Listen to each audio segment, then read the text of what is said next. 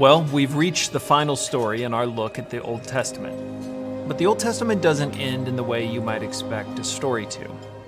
We expect stories to end happily ever after, for all of the brokenness to come together into something even better than was lost. But the Old Testament ends with a sense of anticipation. Something more is still to come. Israel's exile had finally come to an end. The Persian king Cyrus the Great granted permission for the Israelites to return to Jerusalem. One of those leaders sent back to Israel was a man named Nehemiah. But the nation he returned to was in ruins. Jerusalem had been devastated, the walls were torn down, the temple reduced to rubble. With it, the identity of being God's people was in tatters. Had this story of God's forming and saving a people led to this? What about the garden and the hope that one day God would restore what had been lost? So many must have looked around the destruction and rubble and wondered, where was the glory and hope of days now long gone? Nehemiah writes, I arrived in Jerusalem. 3 days later, I slipped out during the night, taking only a few others with me. I had not told anyone about the plans God had put in my heart for Jerusalem. We took no pack animals with us except the donkey I was riding. After dark, I went out through the valley gate to inspect the broken walls and burned gates. Then I went to the fountain gate into the king's pool, but my donkey couldn't get through the rubble. Nehemiah was describing the ruin of a city, but he was also talking about its people. Nehemiah saw how the destruction of their home had defeated their faith.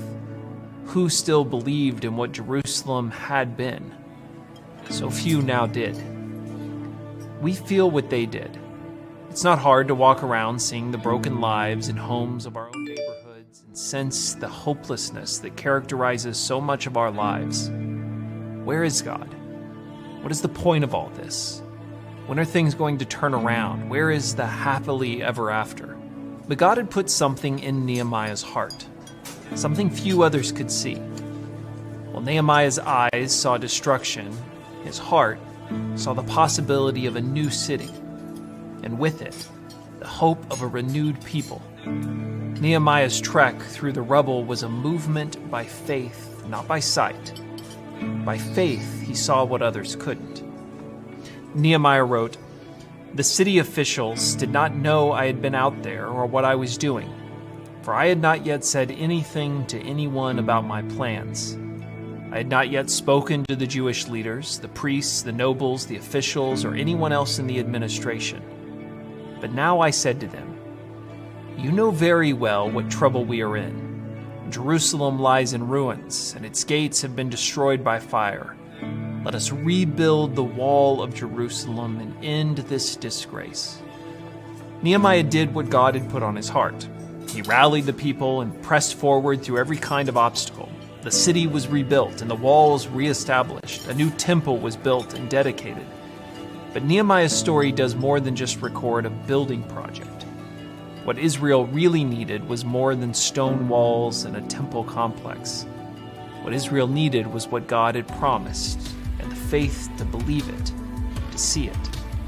A new garden, a new city, an end to sin, and a better king with an eternal kingdom of peace. If we have learned anything from these Old Testament stories, it's that God is faithful, and those who know him live by faith. They live not by what they can see or what they can build, but believe that he can do things even greater. Faith changes how you look at the world and what you see in it. Where the world sees destruction and loss, those who can see by faith see more than what is. They see what is to come, what it will be. Faith allows you to see what God can do and what he has promised he will do. Listen.